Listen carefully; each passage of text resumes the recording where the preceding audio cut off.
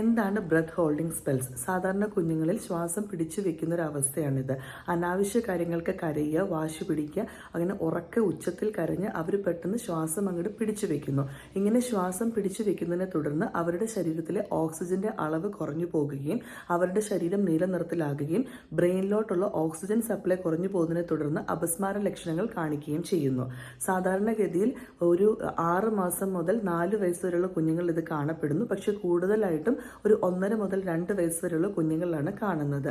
ശരീരത്തിലെ ഹീമോഗ്ലോബിന്റെ അളവ്, iron deficiency anaemia ഉള്ള കുഞ്ഞുങ്ങൾ ഇത് കൂടുതലായിട്ട് കാണപ്പെടുന്നു. ഇത് ഒരു പ്രത്യേക ഒരു അവസ്ഥയാണ്.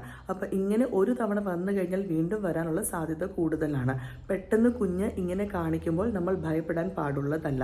വേഗം തന്നെ നമ്മൾ കുഞ്ഞിനെ എടുത്ത് പിടിക്കുക, കുഞ്ഞിനെ നന്നായിട്ടൊന്ന് അടിക്കുക, അല്ലെങ്കിൽ കുഞ്ഞിന്റെ ബാക്കിൽ നന്നായിട്ട് കപ്പ് ചെയ്ത് തട്ടിക്കൊടുക്കുക.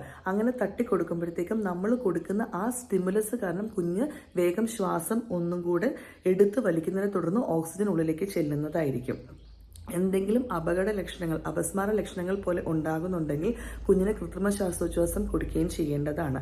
ബുദ്ധിമുട്ട് തോന്നുകയാണെങ്കിൽ എത്രയും പെട്ടെന്ന് വീടിനടുത്തുള്ള കാഷ്വാലിറ്റിയിൽ എത്തുക. ഡോക്ടർമാർ സാധാരണഗതിയിൽ ഇങ്ങനൊരു ബുദ്ധിമുട്ട് കാണിക്കുമ്പോൾ അയൺ സപ്ലൈ ചെയ്യാൻ പറയാറുമുണ്ട്. ഇത് ഭയപ്പെടേണ്ട ഒരു ആവശ്യകതയില്ല. ആസ് ഏജ് പ്രോഗ്രസസ് തന്നെ റിസോൾവ് ചെയ്യുകയും ചെയ്യുന്നതാണ്.